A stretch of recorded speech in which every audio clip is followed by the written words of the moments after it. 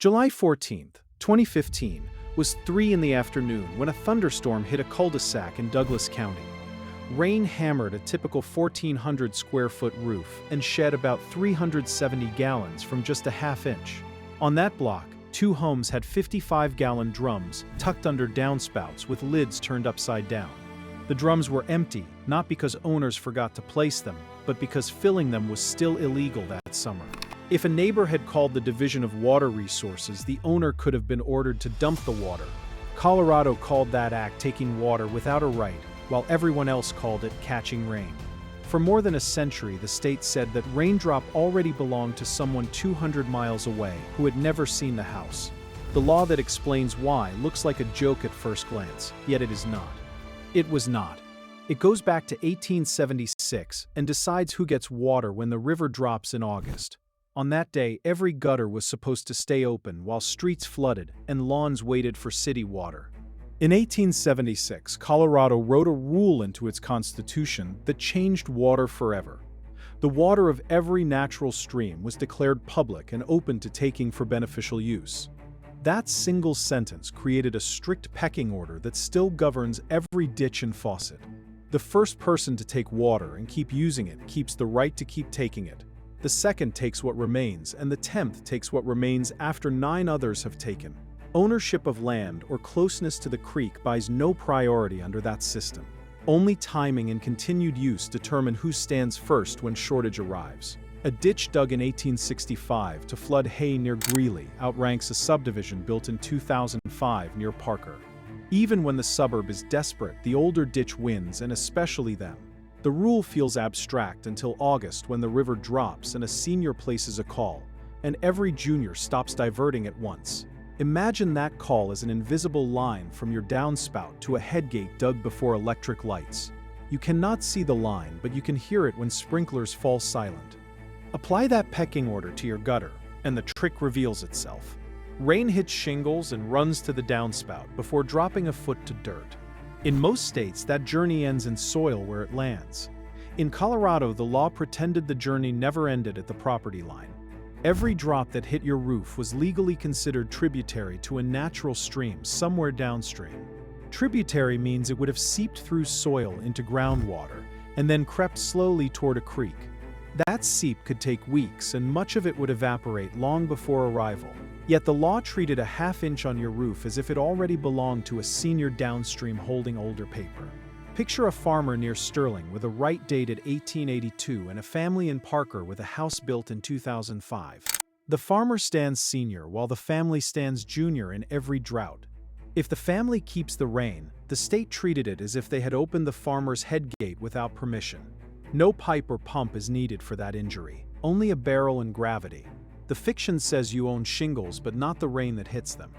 That legal fiction made Colorado the only state where a child's rain barrel was technically illegal for decades. 4 states restricted harvesting in various ways, but only 1 banned backyard barrels outright. That did not mean police cruised neighborhoods hunting for blue plastic drums behind garages. Water lawyers will tell you proving a single barrel injured a senior downstream was nearly impossible in practice. The state engineer managed larger battles over ditches moving thousands of acre-feet, not suburban gutters. Yet the ban remained on the books, and it chilled everything around it for years. Cities refused to hand out barrels, and hardware stores avoided promoting them for fear of liability.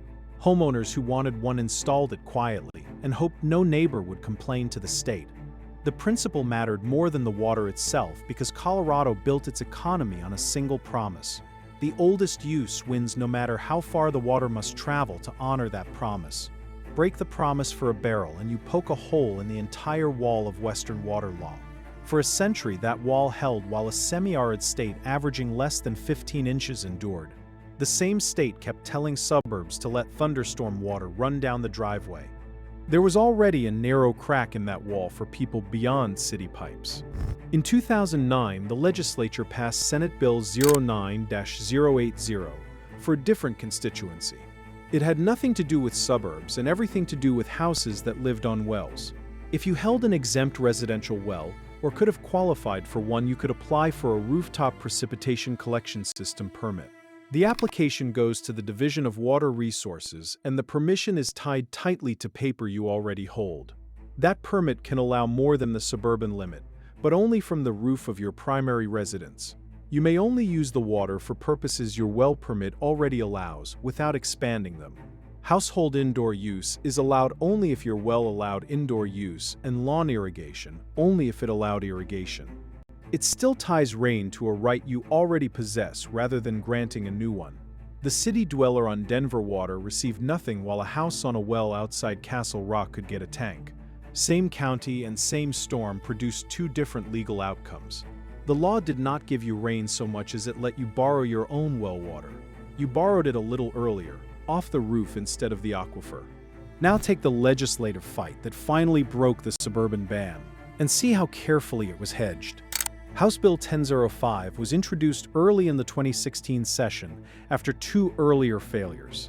The House passed it March 4th, and the Senate passed it April 1st without fanfare. The governor who signed it May 12th was John Hickenlooper, who had watched previous attempts die in committee. It took effect August 10, 2016, and the text reads like an apology. Section 37-96.5-103 says you may collect, but only under tight conditions. No more than 2 rain barrels with combined storage of 110 gallons or less, essentially 2 55-gallon drums. The water must be captured from a rooftop downspout and used only on the same property where it fell. Use is limited to outdoor purposes such as lawn and garden, and car washing where allowed. Never for drinking and never for indoor household purposes under this article. No permit is required for those 2 barrels, yet the state engineer may curtail collection. That curtailment comes under Section 37-92-502 if a senior calls. Picture that bargain clearly. You may keep a little water until someone older downstream asks for it back. Here is the easy answer that feels satisfying and lets you pick a villain quickly. Colorado kept rain illegal because the state is dry and farmers were selfish about water. That story travels well in headlines and social media posts. 12 to 15 inches a year in Denver is not Seattle, and the Colorado River is overallocated on paper. The South Platte is over-appropriated, and a farmer with a senior right near the Nebraska line wants every drop. That farmer supposedly did not want a front-range subdivision stealing his water 1 barrel at a time. So his lobby killed every bill out of pure self-interest. Simple, tidy, and emotionally useful because it gives you someone to blame. It lets you be angry at the right villain and then move on with the day. The problem is that the explanation is mostly wrong, and you can feel it the moment you do the arithmetic. Your roof is not a river, and your barrel is not a reservoir, no matter how you frame it.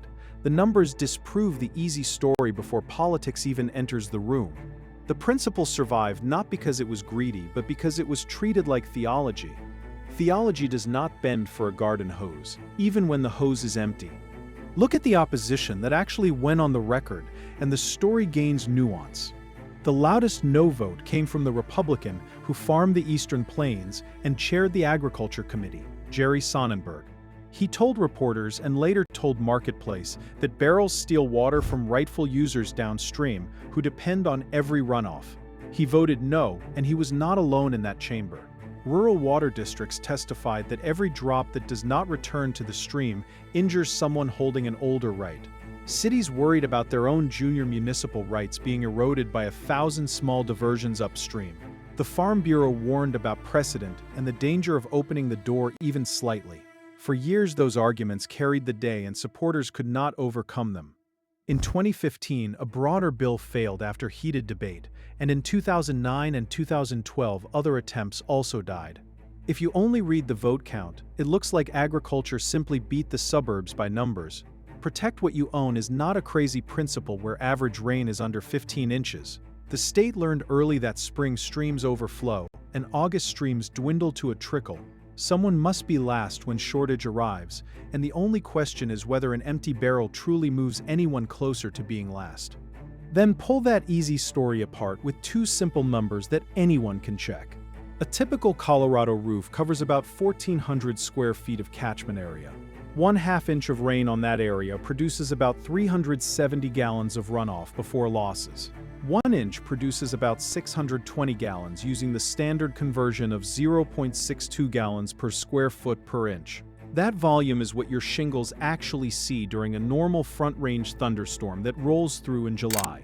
The law allows you to keep 110 gallons total, not per storm but as combined storage capacity. 1/2 inch fills your legal barrels almost 3 times over if you could capture it all. The rest must spill over the barrel and run into the gutter the law prefers. Picture an entire season of collection on that same roof under Denver's 15-inch average. The house could theoretically catch more than 10,000 gallons in a year from that footprint. The statute lets you keep roughly 6 fills if you empty the barrels after each rain from April through September. That totals around 650 gallons for the whole warm season. That is not a supply but a gesture, smaller than it sounds. A garden hose delivers 5 to 10 gallons per minute, and your legal rain disappears in 10 minutes. The reason that gesture barely matters sits in a filing cabinet in Douglas County. In 2007, the Colorado Water Conservation Board paid Leonard Rice engineers to do a boring study. Measure the rain that falls on northwest Douglas County. Track what hits the ground, what soaks, what evaporates, what actually makes it to a stream where a senior could claim it. The answer is why the wall cracked. Under Colorado's doctrine of prior appropriation, the argument was that every barrel injured the river. The study measured that injury and found it almost invisible. Only 3% of the rain that fell in northwest Douglas County ever reached a stream. 97% never got there. It evaporated or was taken by plants. The board and the county signed off on that number. The legislature copied it into every hearing. The doctrine stayed. The data gave lawmakers cover to allow a barrel without breaking the doctrine. Stand in that yard and picture what 110 gallons actually means in daily life. 2 drums sit in hot sun and hold less than a garden hose delivers in 20 minutes. That hose flows 5 to 10 gallons per minute, so your legal supply disappears during a single watering. The average American household uses 80 to 100 gallons per person each day indoors. Denver Water reports its single-family customers average about 50 gallons per person per day inside the house. A family of 4 therefore uses 200 gallons before stepping outside to water anything. Your 2 barrels hold roughly half a person's indoor day, and that must last all year. Water a 20 by 30 foot vegetable plot in July, and the 110 gallons vanishes in one soak. A roof gives 620 gallons per inch of rain, while the law lets you keep 110 total, so the math never truly closes. Drive south to Texas, and the legal weather changes completely with the same sun overhead. Texas Tax Code Section 151.355 exempts rainwater harvesting equipment from state sales tax. Walk into a store, hand over Form 01-339, and you pay no tax on tank, gutters, or pump. Sections 11.31 and 26.045 let local governments exempt the system from property tax entirely. Property Code 202.007 forbids any homeowners association from banning a rain system. No lawsuit is needed because the HOA loses automatically under state law. The Water Development Board must train every city permit clerk on rainwater at least quarterly. The Texas Manual on Rainwater Harvesting sits on a government server, not a hobby blog. Aquifers are falling while population may double between 2000 and 2050. The state decided a porch tank beats a new reservoir, and the receipt proves whose side it is on. You can picture the incentive directly on a receipt from Austin, and see the opposite philosophy. The city of Austin rebates up to $5,000 for a residential cistern based on storage capacity. Commercial buildings can receive up to $40,000 for larger systems that offset potable demand. New Braunfels Municipal Utilities pays 50 cents per gallon of storage up to $250 as a bill credit. Round Rock advertises components as tax-free with an additional municipal check after inspection. One state treats your roof as a tributary while the other hands you cash to keep the water. Austin also rebates condensate recovery alongside rainwater, treating every alternative source as valuable. The point is not charity but arithmetic about future supply and cost. Aquifers are dropping while demand climbs. A 2,500-gallon tank that fills more than once in 32 inches of rain costs less than extending a main. Head west to Arizona, and Tucson Water has paid residents to harvest since 2012. The program is not a slogan, but a workshop, a plan, and an inspection before money changes hands. Homeowners attend a 3-hour class, submit a site plan before buying, and pass a final inspection for approval. The city then rebates up to $2,000 for active harvesting with gutters and a tank. Passive harvesting with earthworks and a rain garden earns up to $500. The combined cap per customer is $2,000, and the city tracks results rather than intentions. First-year evaluation showed residential harvesting cut potable demand enough to justify the cost.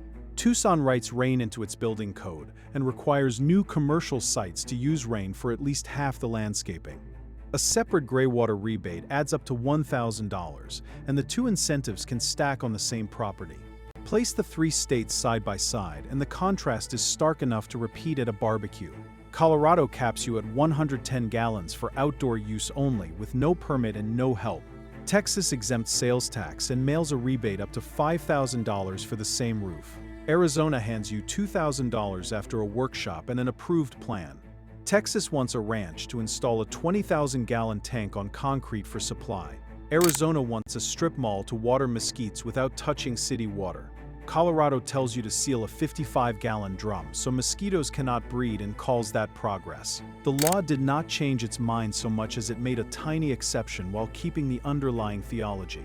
East of the Mississippi, the whole debate sounds absurd.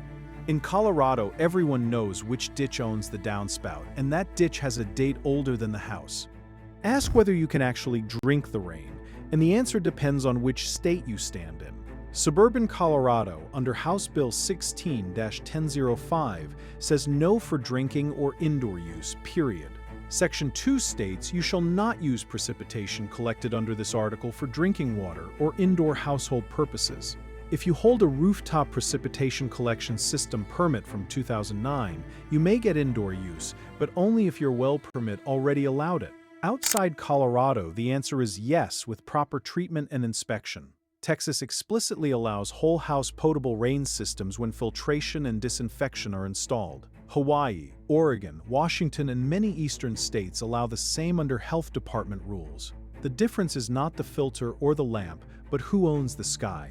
In Texas, the rain is yours until you give it away, while in Colorado it belongs to the river until the river says you may borrow a little for petunias. Walk through a real potable treatment train and the parts become familiar quickly. Rain hits a metal roof, which is cleaner than asphalt shingles and sheds more efficiently. It washes across a leaf screen before reaching the first flush diverter. That diverter discards the first 10 to 20 gallons that carry bird waste, dust, and pollen. Captured water flows to a dark-covered cistern that keeps light out and algae down. A pump pulls water through a 20-micron filter, then a 5-micron filter, then carbon for taste, then a 1-micron absolute filter. Disinfection follows with ultraviolet at greater than 40 millijoules per square centimeter. Flow stays under 8 gallons per minute and turbidity under 1 NTU, or the system uses calcium hypochlorite chlorination. Manuals require dual treatment with filtration plus disinfection and no exceptions. The stack can make rain safe, yet it costs money every year because the ultraviolet bulb lasts 12 months and filters clog, and the cistern still wants shade like a furnace that needs attention. Compare the alternative most rural Coloradans actually price when they need water beyond the tap.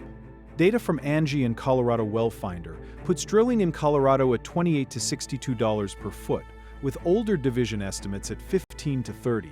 A 200-foot well therefore costs $10,000 to $15,000 before the pump. A 400-foot well costs $20,000 to $30,000, and the pump adds another $7,000 to $8,000. That well lasts about 25 years if the aquifer holds steady. An 800-gallon polyethylene tank costs $500 to $1,000 and sits on a pad. A 10,000-gallon fiberglass or concrete cistern costs $8,000 to $20,000 installed, more if buried with a slab. The tank lasts 20 to 30 years, yet filters and ultraviolet add yearly expense. Spread a $20,000 cistern over 30 years that catches 90,000 gallons annually, and the cost per 1,000 gallons still exceeds cheap city water, so independence costs more than the monthly bill.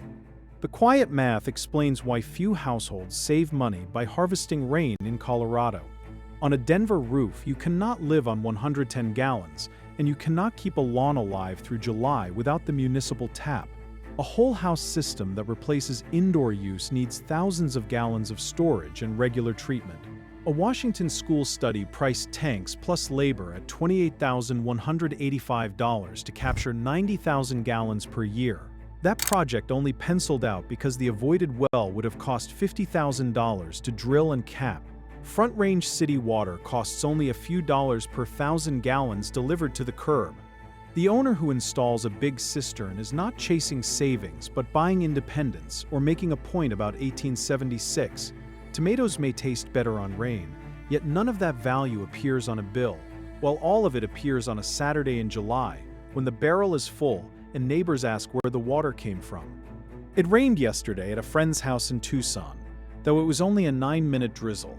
At 4:42, the gutters gurgled for the first time in 3 weeks, and she walked outside with coffee and no phone.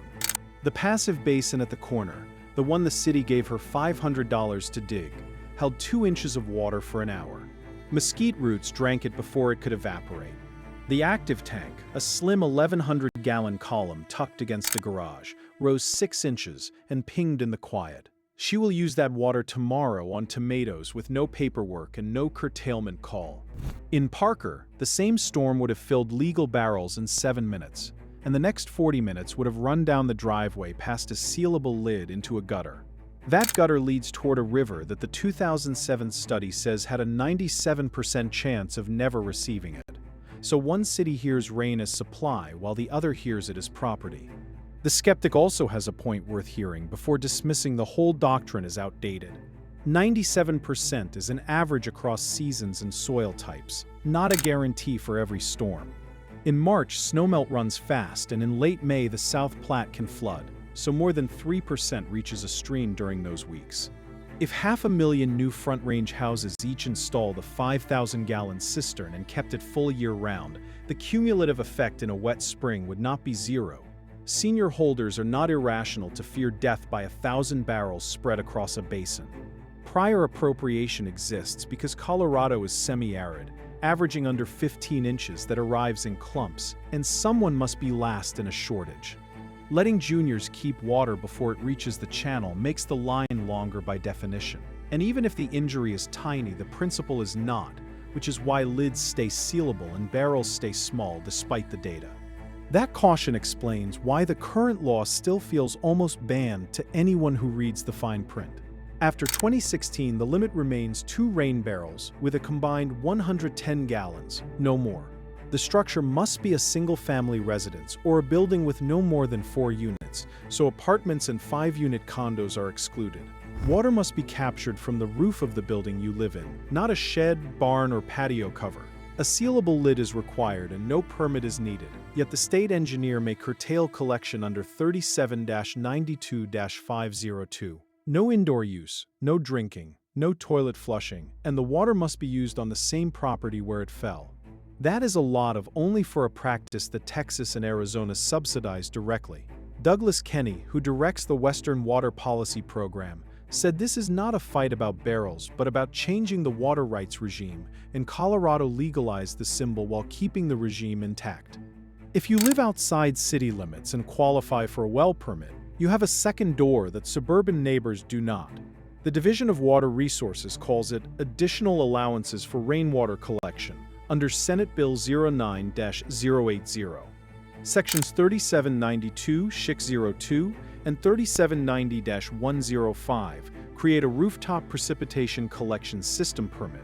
There is no 110-gallon size limit under that permit, but you must have or qualify for an exempt or small capacity well. You must collect from the roof of your primary residence and use the water only for purposes already allowed on the well. Some homeowners add 2 more barrels legally, others add a larger tank, while most suburban lots never qualify at all. 2 Colorados, therefore, run in parallel with city barrels and country cisterns, and the country still needs permission, a form, and a yes from the state engineer before the rain legally belongs to the roof that caught it. Ask the division how many people have been fined for a rain barrel, and you will get a quiet smile and a no. Enforcement is complaint-driven, and barrels have almost never triggered formal action.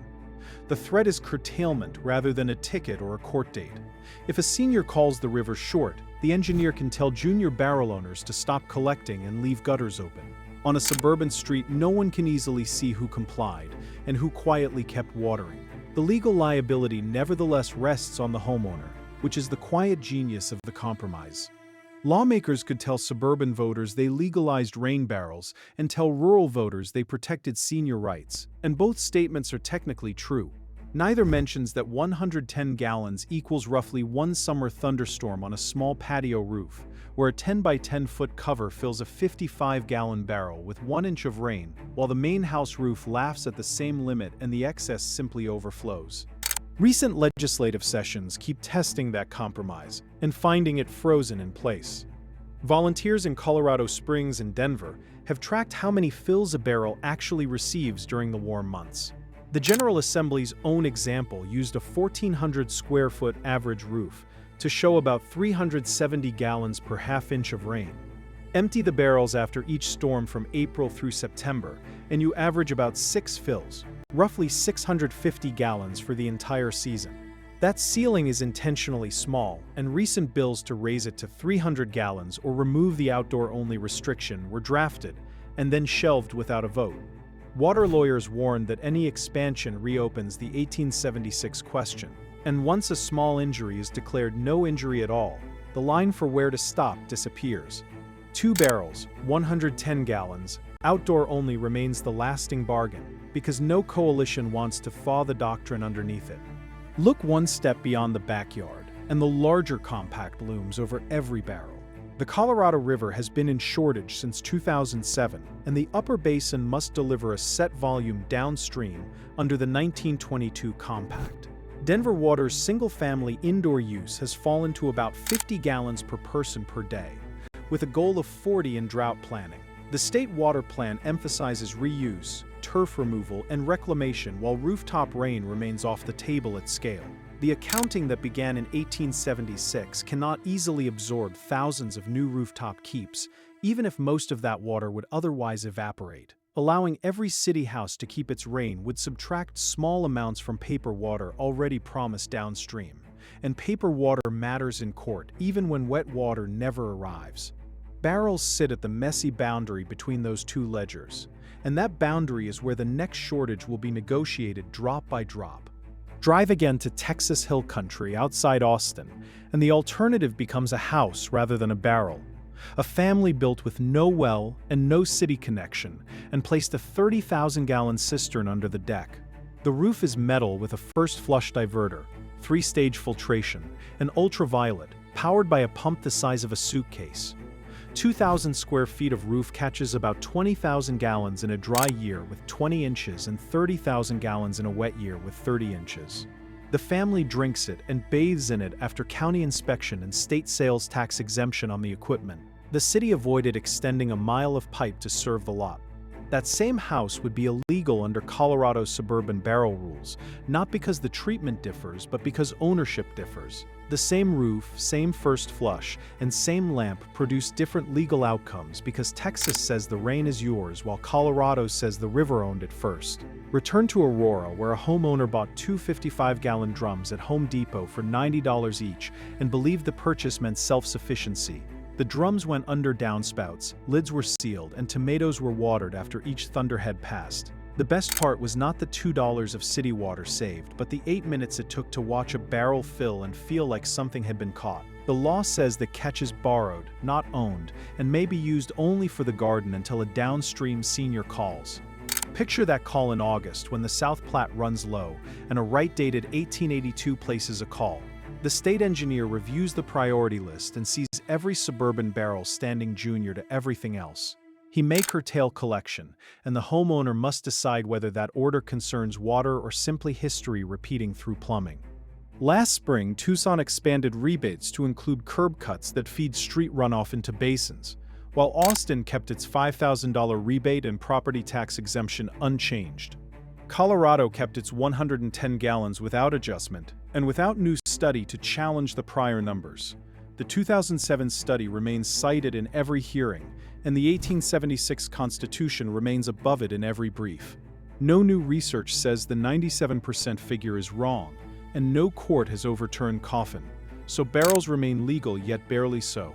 The question that remains is personal rather than legal, and it arrives with the next drought.